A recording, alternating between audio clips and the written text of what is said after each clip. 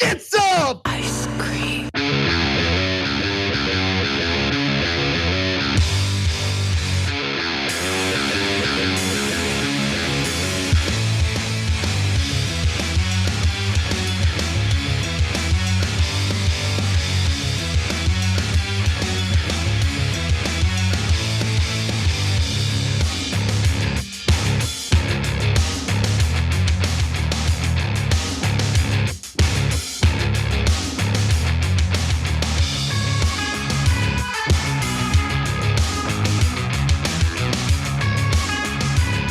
Welcome to TYT, I'm your host, Anna Kasparian, and today I will start the show with analysis that will upset literally everyone, because no one's interested in nuance. Everyone's interested in black and white thinking.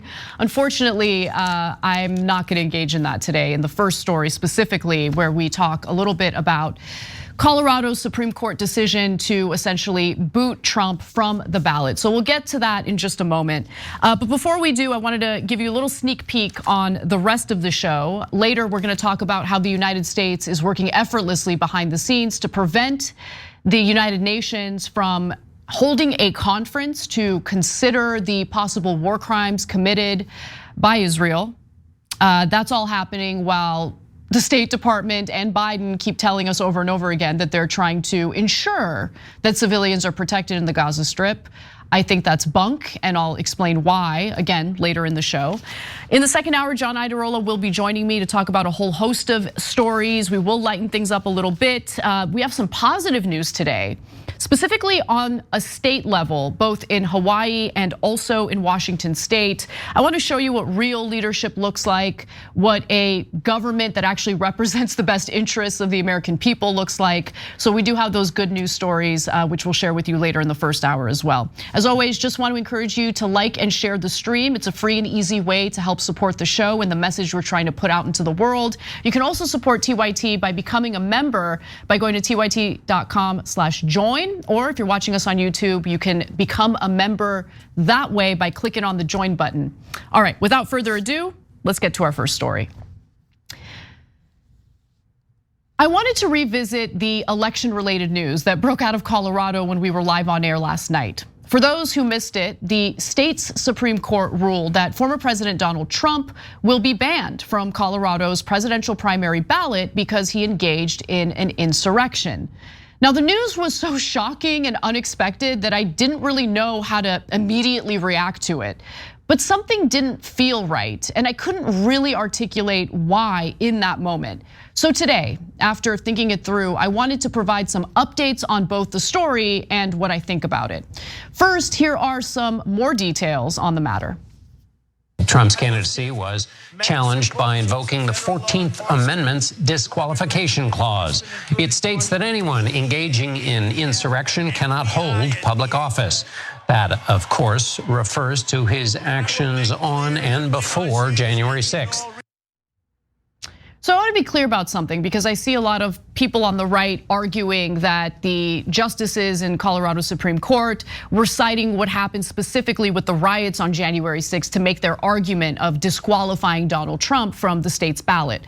But they're focusing on the broader picture, which involved the intricate plan of installing fake electors. More on that in just a moment. Now, Colorado's justices cited Section 3 of the Civil War era 14th Amendment, which cites that no person shall hold any office, civil or military, under the United States who, having previously taken an oath as an officer of the United States to support the Constitution of the United States, shall have engaged in insurrection or rebellion against the same, or given aid or comfort to the enemies thereof.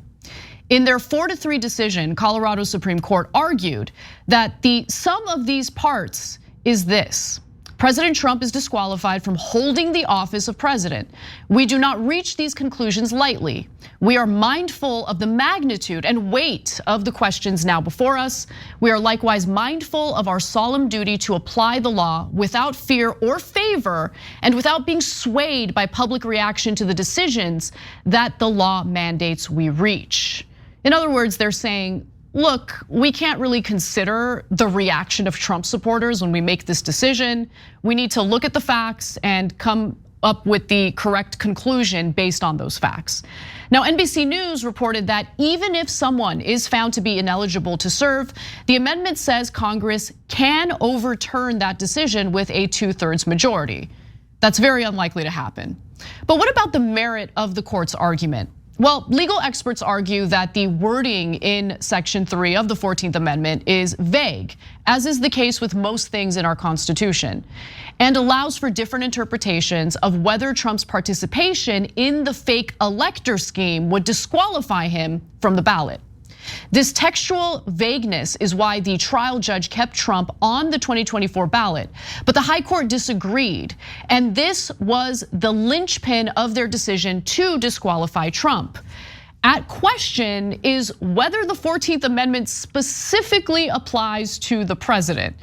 Now, believe it or not, many legal experts argue that it doesn't, including Ty Cobb, who used to be one of Trump's White House lawyers, but is currently a pretty fierce critic of the former president. Can we just dig into the law here just a little bit? Because when you read into Section 3 of the 14th Amendment, the language, which is what the Supreme Court, if they take this up, is going to assess, quote, having previously taken an oath as a member of Congress or as an officer of the United States. That part doesn't say president, and here's what Ty Cobb, former White House lawyer under Trump and now has been very critical of Trump, here's what he said about this, listen. And to the extent that the president or the vice president are included as an officer or included within the admonitions of the Constitution, they are typically highlighted, like in the impeachment clause, which specifically says president, vice president. So I think this case will be handled quickly. I think it could be 9-0 in the Supreme Court for Trump. Now, obviously, 4 out of the 7 Colorado justices disagreed with Cobb's interpretation. They write, it seems most likely that the presidency is not specifically included because it is so evidently an office, the court said, adding that a conclusion that the presidency is something other than an office under the United States is fundamentally at odds with the idea that all government officials, including the president, serve we the people. Now, Trump's legal team is certainly going to appeal the ruling to the Supreme Court, and the Colorado justices put their ruling on hold pending SCOTUS's decision. Keep in mind that Trump can still win the election even if he's disqualified in Colorado. Now, sure, he lost the Centennial State in 2020, allowing Biden to snatch Colorado's 9 electoral votes. But Trump also lost Colorado back in 2016 and went on to win the general election against Hillary Clinton. And look, I'm not a constitutional law expert and can't really credibly weigh in on the legal questions that arise from this case. I can only say that logically speaking, the decision seems to make sense.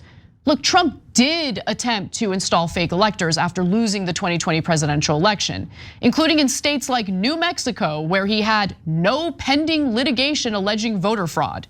His lawyer, Kenneth Chesebro, who was one of the architects of the fake elector scheme, stupidly circulated memos where he clearly referred to the electors as fake or fraudulent, basically telling on himself. And many of Trump's co-conspirators, including Chesebro, have taken plea deals in Georgia.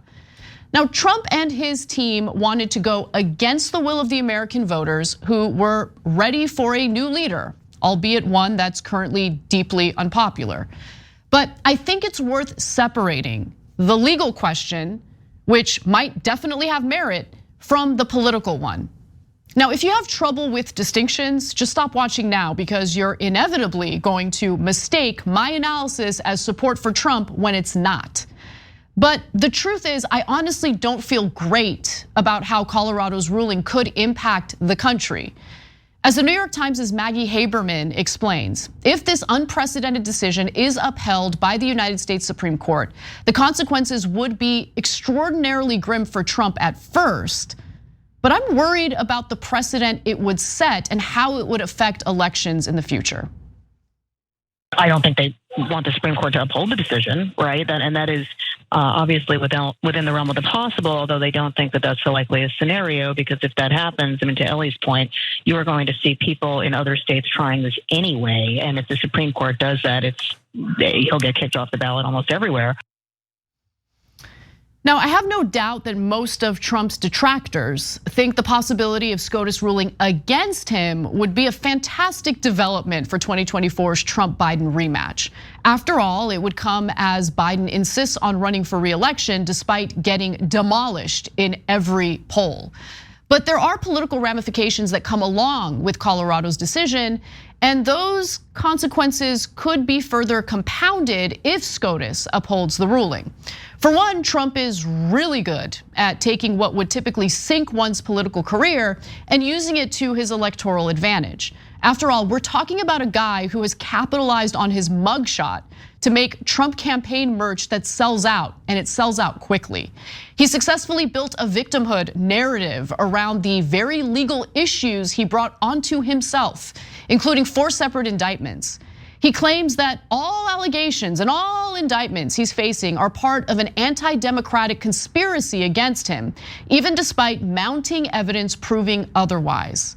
Trump has repeatedly collapsed all those cases into what he has called a witch hunt, one aimed at stopping his candidacy as opposed to holding him accountable. He and his allies are already folding the Colorado ruling into that same narrative. Trump has perfected a playbook of victimhood, raising campaign funds off each indictment and encouraging Republican officials to defend him.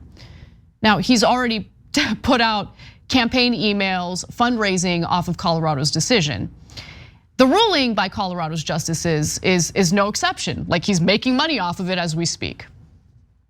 What are you hearing from Trump insiders about the reaction to the ruling tonight? They generally see it, Caitlin, as a gift. I mean, Trump is not happy about any of these cases, particularly cases that tie him to a charge of insurrection, but they see the way that they anticipate this will play out. They feel pretty good about their chances that it will get overturned, and either way, they see this as something that they can use to argue that he is being victimized. It's something that's easy for voters to understand, Caitlin, which is, effort to throw someone off the ballot. Some of these legal cases, the criminal cases that he's facing, are more complicated. So again, none of this in the aggregate is the kind of news that most people would like, but somehow every time Donald Trump gets a piece of legal news that in normal times would be problematic, it has had a rallying effect on his supporters. Now, based on the average of polls and the massive lead that Trump has on every Republican challenger in the GOP primary, it was already pretty likely that he was going to win the party's nomination. But the news out of Colorado might just seal the deal. Officials with Trump's rival GOP campaigns privately feared that the decision would be seen as an overreach by Democrats, one that could bolster his current lead among Republicans in the Iowa caucuses on January 15th and in the primaries immediately after. But look, there are other issues, more important issues that come along with perceptions of overreach. We're already dealing with a massive problem in the country where Americans have completely lost faith in our institutions and system of government. Some, like Tim Pool, for example, are just itching for a civil war as a result. We're in dangerous territory, and I'm not really sure that the elites are fully aware of it. This isn't going to make things any better, since Trump supporters are going to feel disenfranchised by what they perceive as a politically motivated effort to kneecap Trump. I'm not the only one worried about this. Here's Trump's former lawyer and critic, Ty Cobb, once again.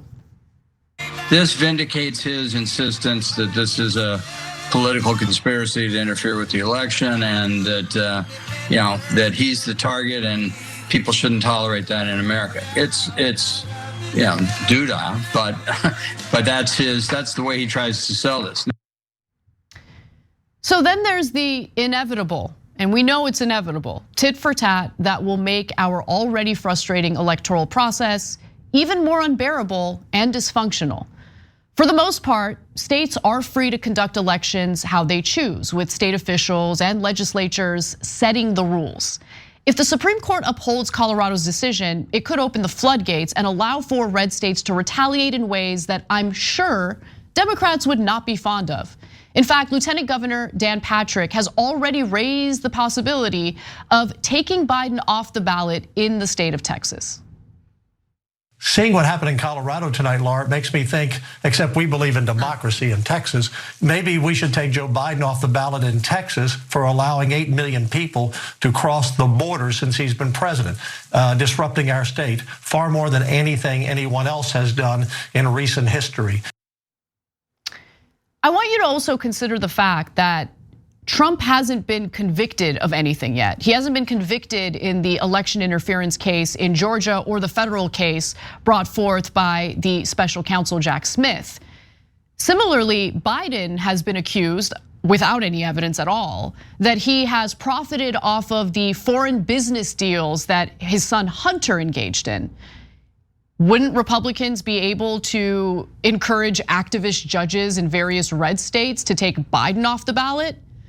I'm just saying, Republicans love to play tit for tat because they have no problem going low, real low, and they do hit hard.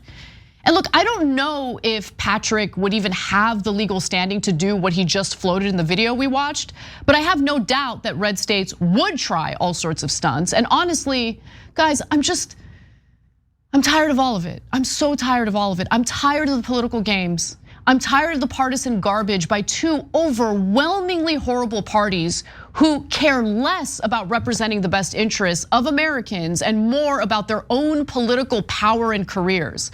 As much as I personally dislike Trump, it does feel as though Democrats are putting their thumb on the scale here. Ryan Grimm was able to articulate what I was having trouble finding words for when the story broke yesterday. Let's watch. Liberals just keep looking for a manager. Like they want somebody that they can call that's gonna fix this situation. That's so good. Like in 2016, after he got elected, at first it was the faithless electors. They were gonna find these members of the Electoral College who they could persuade to just change their votes, and because of Russia or because of whatever else. And they would elect Hillary Clinton that way. Afterwards there was, Bob Mueller was the manager that they were going to call in, and then eventually this like Elliot Ness wannabe comes in with his big case that doesn't even bring insurrection. Right. Like bring insurrection, lock the guy up, and then disqualify him. Like that's your option, or you beat him at the ballot box. Like I think this middle ground, where they're kind of letting him hang out for 4 years, roaming the streets of Coral Gables or Palm Beach or wherever he is. And then with him 10 points up in the polls, saying they're gonna disqualify him, I think is kind of ugly. I totally agree with what Grimm said there. Beating Trump should be a layup. It's an indictment on the Democratic Party that they seem to have trouble doing so. I also feel that Colorado Supreme Court is putting the cart before the horse because, again, Trump hasn't even been convicted in the election interference cases yet, and he has not been charged with insurrection at all. The very argument that Colorado Supreme Court is using to boot him from the primary ballot. I think a far better path forward for Democrats would be the allowance of a robust primary to ensure that Democrats have a competitive nominee to duke it out against Donald Trump in the general.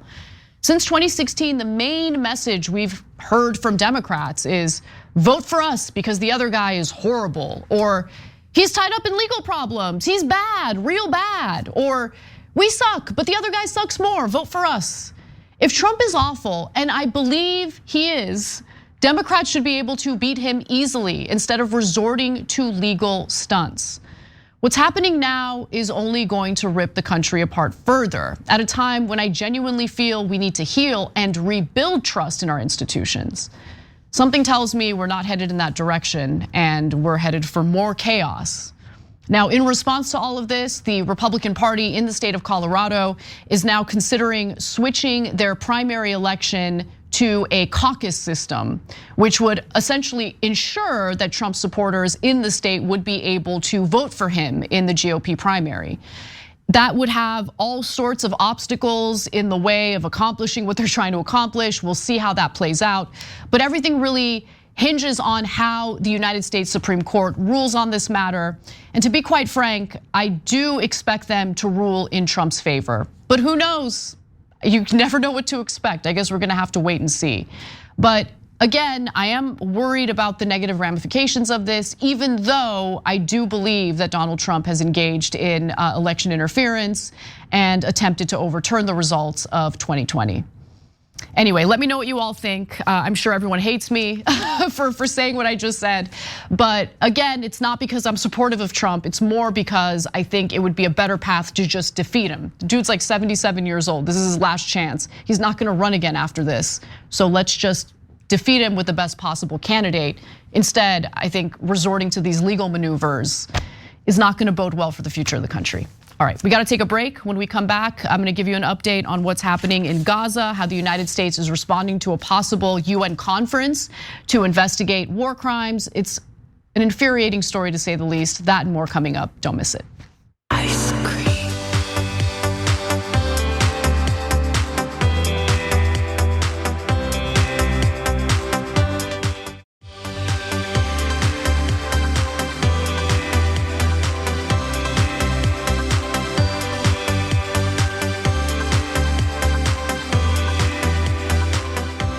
All right, everyone, welcome back to the show. We've got a lot more news to get to, including some updates on the ongoing war in Gaza. So let's discuss. Israel has now killed at least 20,000 Palestinians in the Gaza Strip as the war in Gaza rages on. And while most countries in the international community are calling for a permanent ceasefire and considering investigations into possible war crimes, unfortunately, the United States, our government, continues to provide cover for possible war crimes. In fact, Huffington Post, or HuffPost I should say, is reporting that the Biden administration is working pretty hard behind the scenes to ensure that Israel doesn't get held accountable for possible war crimes being committed in Gaza. So let's get to the details.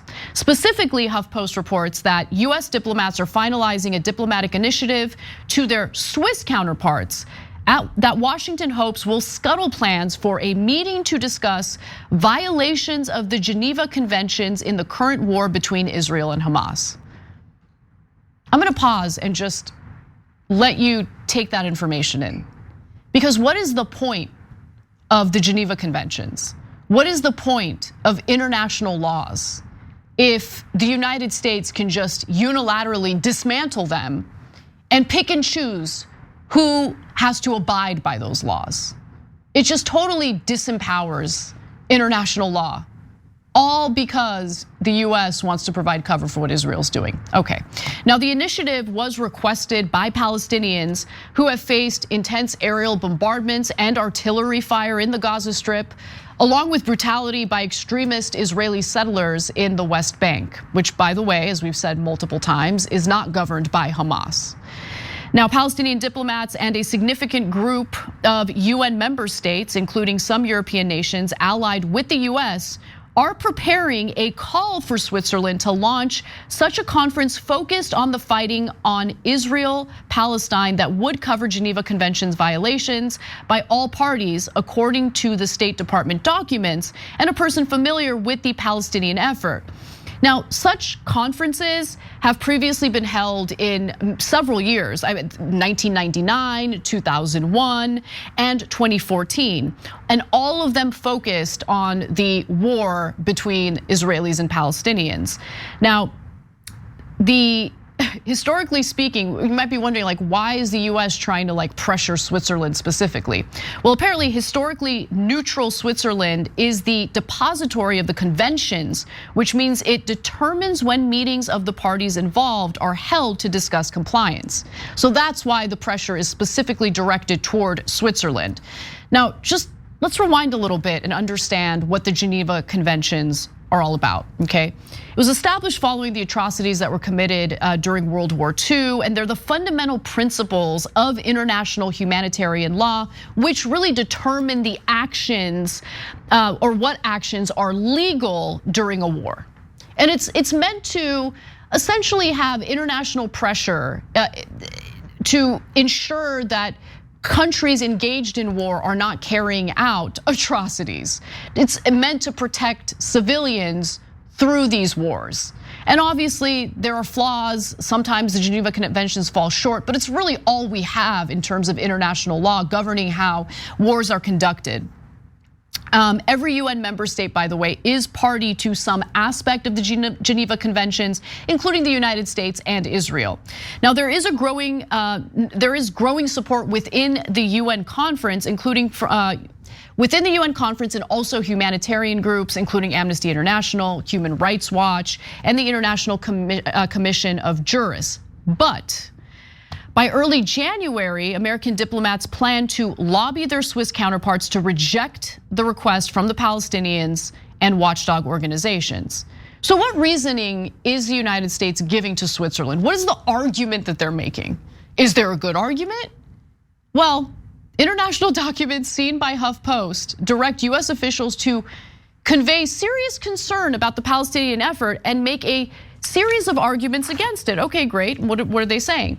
Well, American diplomats, according to HuffPost, should say holding a conference would mean politicizing the Geneva Conventions by creating the impression they are being primarily cited to target Israel, the documents suggest.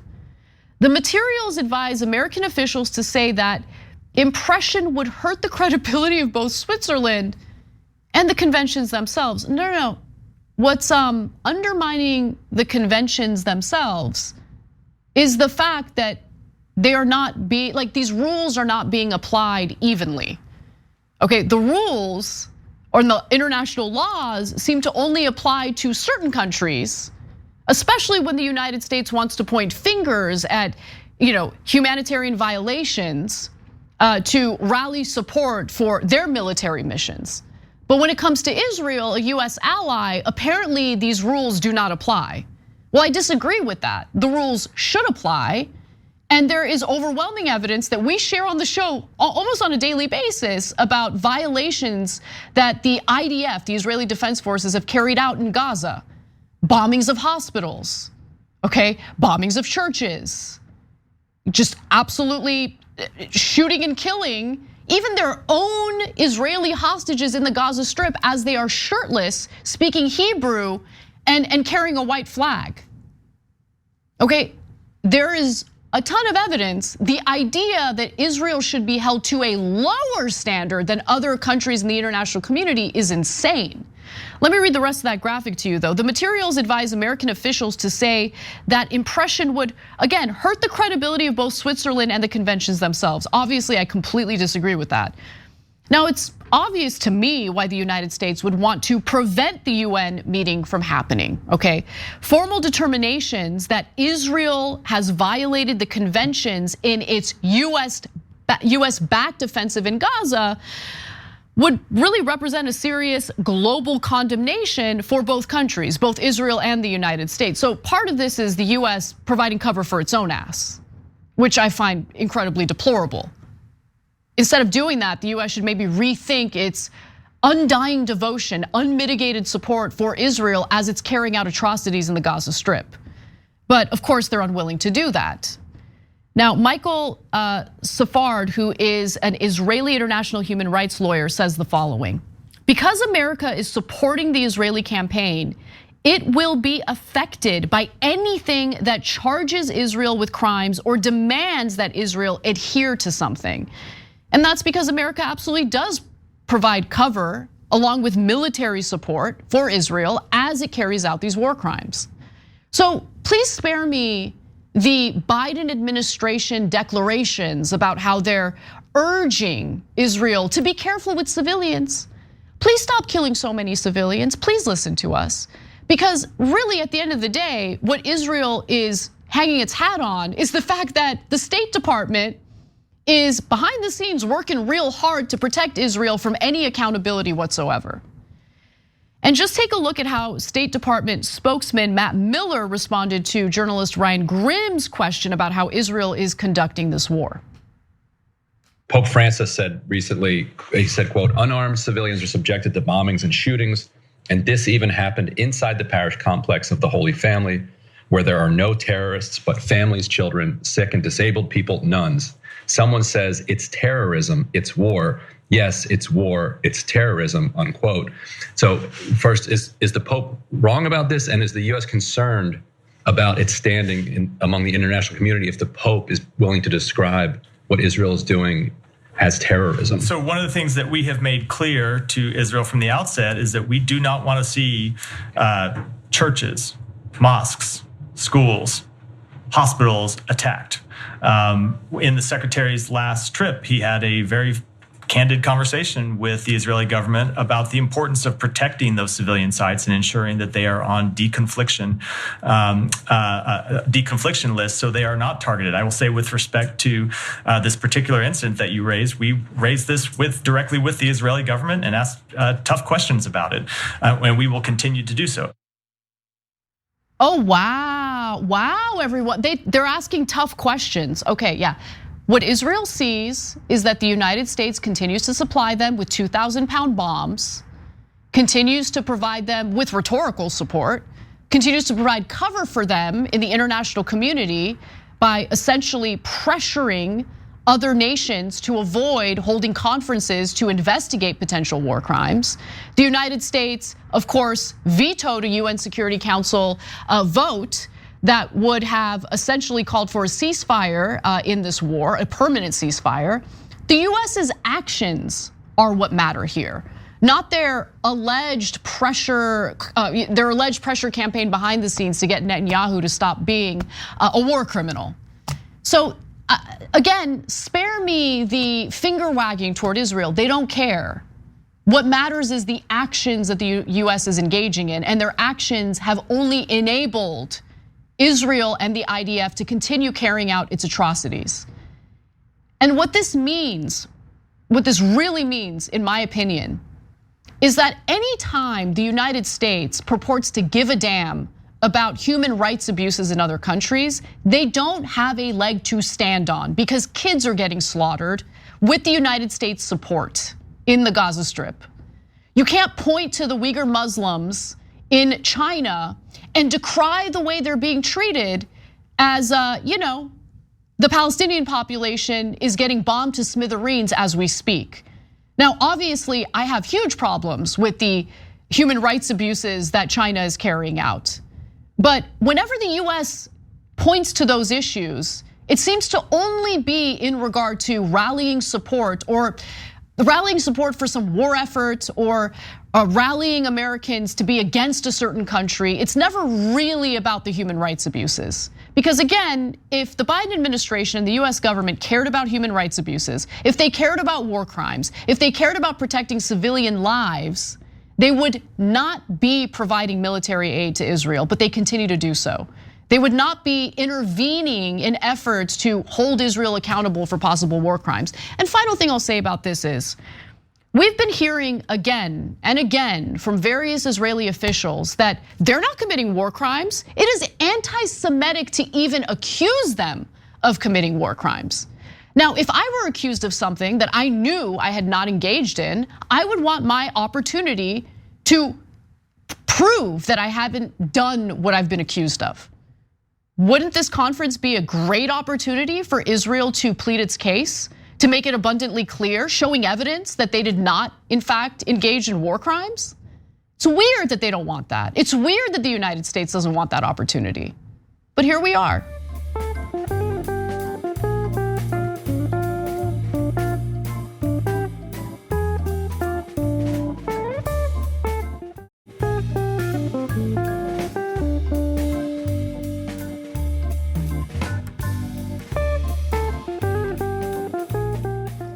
Anyway, let's move on to some other terrible news, this time domestically, because a bunch of people have been kicked off of their state Medicaid programs, and it is devastating, especially for children. So let's talk about it.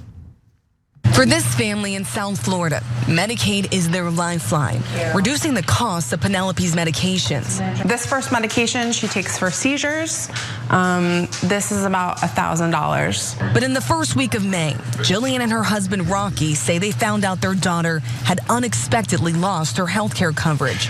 Just as states began to roll back pandemic-era protections, removing millions from their rolls. That's right. Ever since COVID era protections expired, millions of children like Penelope have been removed from their state Medicaid programs. And surprise, surprise, children in red states are faring the worst in this scenario. Now, for 3 years, states were in fact barred from kicking people off the program, and recipients were auto-enrolled each year. That was a great way of responding to the pandemic, a virus that many people were getting sick from. If you don't have health insurance to protect you, to go to the doctor, to get the health care you need, well, then you're in a terrible position. So I was very happy to see that the government rolled out this program in response to the coronavirus pandemic. As a result, Medicaid enrollment actually grew significantly by more than 30%, and it covered more than 90 million people. But that rule, unfortunately, was expired. It went out of effect back in March, and now we have some analysis to see what the ramifications of that happen to be. Now, a new government report shows that Medicaid enrollment for kids has declined in nearly every state. So what you're looking at is a map that will show you the states where Medicaid enrollment decreased the most. Everything you see that's not either gray or purple means enrollment dropped in that state. So obviously, most places in the country. At least 2.2 million kids have been removed from Medicaid and its sister program, the Children's Health Insurance Program, during the so-called unwinding of pandemic-era coverage protections as of September, according to data from the Centers for Medicare and Medicaid Services. More recent data tracked by Georgetown University, for instance, actually suggests that this number is much higher, close to 3 million people. Now, they estimate that the total decline in enrollment for adults and children is approximately 7.8 million, and many have also been disenrolled because of various procedural errors. So for instance, some people didn't even complete the applications on time. They might not have even known what the deadlines were. Some were never even notified that the program was going to expire and they were gonna get dropped from the Medicaid program. The loss of coverage isn't even evenly distributed across the country. If you look at the map, you'll notice that some states are doing worse than others. 60% of kids who have lost Medicaid coverage this year came from just 9 states, all of which are Republican-led, according to new data from the Biden administration. And honestly, I'm not surprised by that, because when the Affordable Care Act was passed, what it did is it provided federal money to bolster the Medicaid programs in states. It's free money to states. Take the money from the federal government to expand your Medicaid program and ensure that low-income individuals who previously wouldn't be able to get Medicaid can get Medicaid. That means more constituents in your state will have Medicare or Medicaid coverage. They'll have health insurance, it'll be good. But a lot of states actually rejected it, red states specifically, because they were so salty about the Affordable Care Act. They rejected federal money that would have provided resources to ensure that their constituents had the health coverage they needed. Now, the states that are doing the worst now that the Medicaid expansion under COVID has expired include Arkansas, Florida, Georgia, Idaho, Montana, New Hampshire, Ohio, South Dakota, and Texas. South Dakota and Idaho actually recorded the sharpest decreases in Medicaid enrollment among kids between March and September, with a 27% drop. And kids' enrollment decreased by more than 10% in most other states receiving warning letters.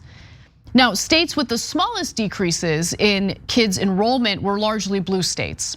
Enrollment actually increased slightly in New York, Oregon, Massachusetts, Rhode Island, and also Washington, D.C. So look, why is this all happening? Well, for one, as expanded federal pandemic protections ended, states had leeway to actually oversee the process of kicking people off Medicaid to ensure that people who still qualify are still covered by Medicaid in their states. But some states didn't really care to do that. In addition to mistakenly kicking some people who were still eligible off the rolls, red states have decided not to take advantage of opportunities CMS provided to basically prevent enrollees from being dropped. So the flexibility included things like allowing states to use enrollee information. They have to renew coverage, auto-renew the coverage, so they don't automatically get dropped from the coverage when they are obviously eligible for it, allowing states to delay termination for 1 month while the state conducts additional targeted outreach, and also allowing pharmacies and community-based organizations to facilitate reinstatement of coverage for those who were recently disenrolled. But a lot of these red states just decided against taking advantage of these various methods to keep people on the rolls. On Monday, Health and Human Services Secretary Javier Becerra sent letters to 9 states where the most children lost coverage, saying that there have been more than 400 options put forward to make coverage renewals easier for people. Here's what he wrote. I urge you to ensure that no eligible child in your state loses their health insurance due to red tape or other bureaucratic barriers during the Medicaid enrollment process. The letters note that HHS will not hesitate to take action to ensure states' compliance with federal Medicaid requirements, though they don't specify what the department might do.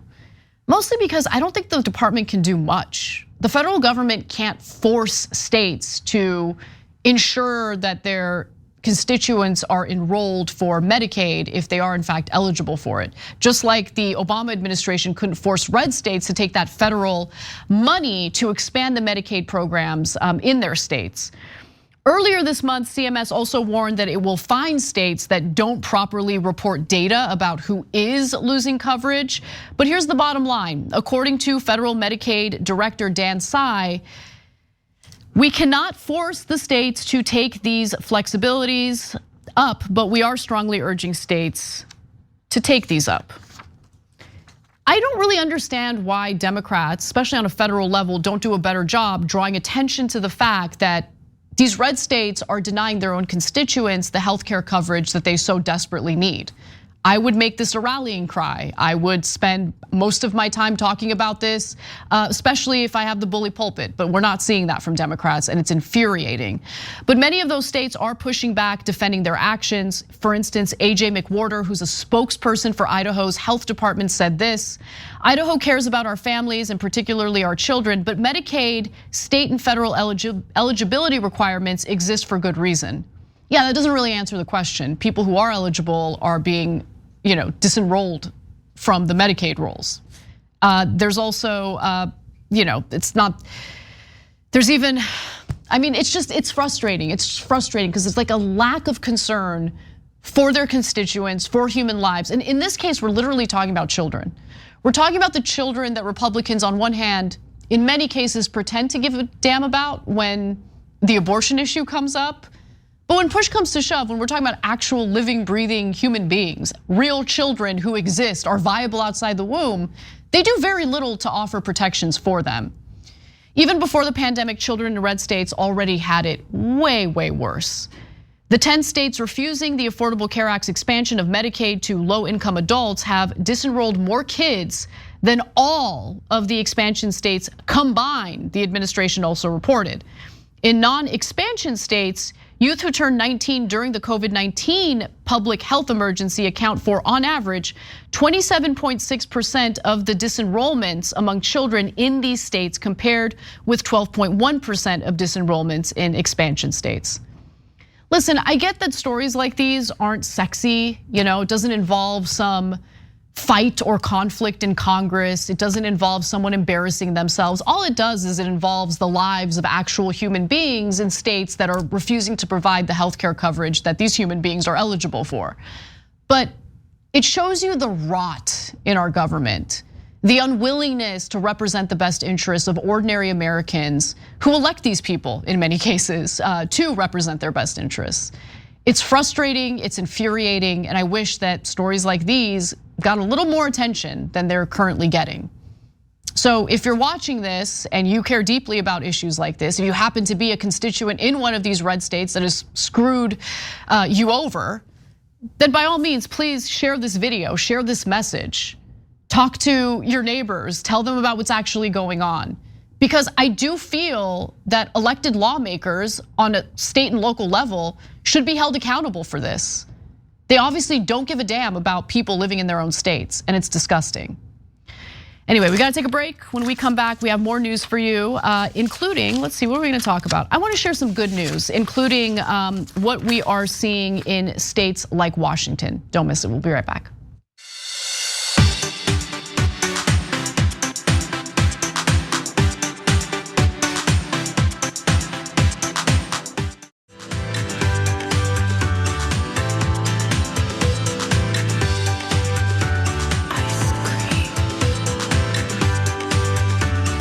Welcome back to TYT. I'm your host, Anna Kasparian. Look, there's some good news in the world as well. And I wanted to share two stories in particular where you see some pretty good leadership of elected officials. And I hope it gives you a little bit of hope. Because if you pay attention to primaries, if you ensure that the best possible candidate wins and then runs in the general, you could have leadership in the country that works on your behalf, that serves your best interests. And I want to give you a few examples, starting with Hawaii. 12,000 individuals were displaced in Lahaina, and within 14 days, 7,996 people ended up in hotel rooms. And many of those individuals are still in hotel rooms because we just don't want anyone to be homeless. And long term, as you know, we're going to rebuild housing for people. It takes a lot of energy, a lot of resource, and a lot of time. What we need to do right now, the only housing that's truly available is short-term rentals. Hawaii Governor Josh Green has what I would argue is a fantastic idea to help the victims of Maui's devastating wildfires. He wants to turn short-term rentals into housing, temporary housing, of course, for the victims of the fires who lost homes, whose homes are so damaged they can no longer live in them until they're rebuilt. And I like this idea a lot. A lot of these individuals are currently living in hotels and they're being moved around. Obviously, that leads to all sorts of instability in one's life, and we should prevent that from happening. And that's precisely what Josh Green is trying to do here. Now, the Lahaina wildfire on August 8th left nearly 100 dead and thousands of residents without homes because of the destruction that the fire caused. Now, some victims have had to switch hotel rooms multiple times since the fire, like this mother who lost her home. Let's watch. Kamalani Kaholakula and her 2-year-old daughter have moved 5 times between different hotels since losing their Lahaina home. Now they got notice to clear out of this one before the new year. I have to think about move day again, and it's hard to get comfortable when you know you're gonna have to move. Kamalani fears Lahaina will be shortchanged in federal funding due to world events since the fire. I understand that, that's how you create allies and whatnot, whatever the case is, but we're your people. There's even a group of people who are currently camping out on a beach just in front of a resort, and they're vowing to stay there until short-term rentals are basically converted for the use of residents who have been victimized by the fire. Take a look. Today, there's the second reading on a bill over at the county council on Maui. They have proposed, with the mayor behind it, they've proposed to give people tax relief, to give them property tax relief so that for a period of time, I believe it starts at 18 months, they won't have to pay any property taxes. And that could help people to the tune of thousands of dollars per month be able to afford to convert over to long-term rentals. Also, and this is very important, we're going to be offering fair market value offers to the people that are right now renting out their properties as short-term rentals. This is with support of FEMA. This will be support of the state. Is it expensive? Yes, it is. Is it necessary? Well, in the short term, it is also necessary because leaving people in hotels, and as of yesterday, it was 6,297 people still in hotels. It's extremely expensive, and it's difficult to live that way for much longer. So apologies, I thought that was gonna be a video featuring the group camping outside the resorts that feature the short-term rentals. But that was actually the governor explaining how he intends to implement this program. And I do think that providing a financial incentive for the property owners makes a lot of sense. Hopefully that will persuade them to go along with this plan. And I think it is a good plan. It's a short-term plan. It's not a permanent plan. It's not a situation in which people are going to have their property confiscated from them. It's just a situation in which Hawaiians need a place to stay until their homes are rebuilt, and using up properties for short-term vacation rentals at a time when there's this crisis taking place, in my opinion, doesn't make much sense. But I do agree that the property owners should be properly compensated for being part of this program that's being floated by Governor Green. Now, FEMA will pay for units rented out to about 2,000 of the families who need housing. The state of Hawaii and private philanthropists will cover rent for the remaining 1,000 families. So that's really good news. It's good to hear. But if the incentives FEMA and the Maui government are offering aren't enough, Green said he's prepared to use the hammer of post-fire emergency orders to make sure owners of short-term vacation rentals extend them to long-term units if enough spaces aren't converted voluntarily by mid-January. Difficult times call for difficult measures, and I totally understand why some property owners would feel that this is government overreach. But I honestly disagree with that, and this wouldn't be a permanent measure confiscating their property. This would be a measure to ensure that people who have been victimized by this fire are no longer finding themselves in this unstable situation where they're being moved around from one hotel room to the next. It's unfair to them. And if there are spaces available for them in short-term housing or short-term rentals, I should say, they should be able to, again, temporarily take advantage of that until they have a permanent home rebuilt, a place for them to permanently stay in. And again, if the financial incentives are there, I do think that most people are kind enough to go along with this. But what I really want to focus on just briefly is the leadership that we're seeing from Governor Green in Hawaii. Because we need more of that. We need more people to look out for the best interests of ordinary people who have been victimized in one way or another by extreme weather events, by wildfires. God knows we're dealing with more and more of that thanks to a rapidly warming climate. And so if we can all chip in, and if we can actually have real leadership in local government, as is the case here, I do think that Americans would fare much better following these tragic events. Unfortunately, we're not seeing this kind of thinking all across the country, but we are seeing an example of good leadership, in my opinion, here in Hawaii. So let's try to take this as an example of what we should expect from lawmakers all across the country, whether we're talking about federal lawmakers who represent our districts or our states, or whether we're talking about local lawmakers on a state and local level. So we'll see how this plays out. I love the thinking that we're seeing from Josh Green, and I hope we see more of it moving forward in the future.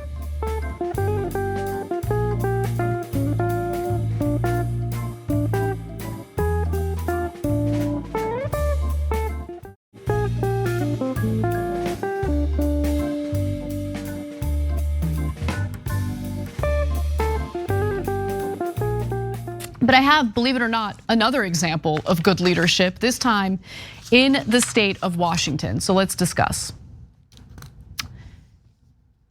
Low-income households in Washington state will receive more than $40.6 million in restitution following a huge settlement with chicken and tuna companies accused of price gouging the residents of Washington. Now, the story highlights how public servants can actually act as, officials who serve the best interests of their constituents. Now, here are the details of what happened. So Washington Attorney General Bob Ferguson's office reported that 19 broiler chicken producers, and broiler chicken just means chicken that's raised for human consumption, had been gouging their prices since at least 2008. Causing customers to overpay the companies by millions of dollars. So he sees this happening, he sees the price gouging happening, and rather than doing what Biden did in wagging his finger at the companies engaging in price gouging, he decides, nah, I'm gonna engage in litigation here, and I'm gonna win a settlement. And that's exactly what happened here. The Attorney General's office recovered $35.5 million as a result of resolutions with 15 of 19 broiler chicken producers named in the 2021 price fixing lawsuit. The 19 broiler chicken producers named in Ferguson's lawsuit account for approximately 95% of the chicken sold in the United States. So understand something, this not only has a positive impact for the people of Washington state, since these are companies that produce chicken that is purchased by 95% of the country, this also has a positive impact for everyone living in the country. This is great news because these companies were taken to task and held accountable for price fixing and price gouging. So, the remaining chicken companies are set to go to trial in October of 2024, but let's get to the tuna lawsuits because they're involved as well. So funds also come from more than 5.1 million from cases against major tuna companies. Those include a $4.1 million resolution with StarKist, a $500,000 resolution with Chicken of the Sea, a $100,000 resolution with former Bumblebee Tuna CEO Christopher Liszczewski, and $450,000 in sanctions against StarKist's parent company, Dongwon, which I did not know was the parent company of StarKist, but I guess it is. Anyway, with that said though, according to the Attorney General, the executives at these companies didn't even want to be suspected of doing anything wrong, but clearly they did. So for instance, Bumblebee Tuna CEO Christopher Liszczewski complained to other tuna executives before they began the price fixing scheme that canned tuna was too cheap and wanted to price artificially increased on customers. So basically, he hit up all of the other companies and was like, listen, why don't we all raise our prices, which is price fixing, and that's illegal. And luckily the AG looked into this and found evidence of this happening, and as a result decided to take them to task for it.